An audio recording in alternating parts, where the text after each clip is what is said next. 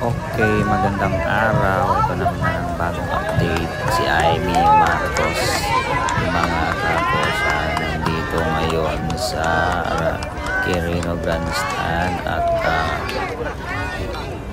craft ng kanyang mga supporter na galing sa iba-ibang mga sektor. Yan.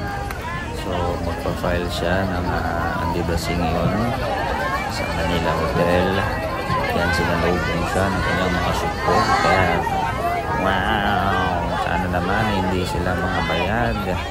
Sana naman legit yan ng mga supporter. Saya-saya naman yung Madam Amy. Oh yeah!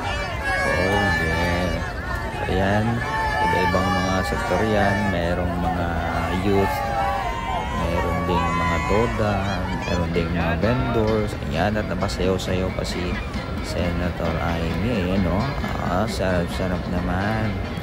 So mga guys, subscribe, like, and comment sa aking bagong YouTube channel. Okay, update ko kayo sa mga kaganapan dito sa Manila Hotel.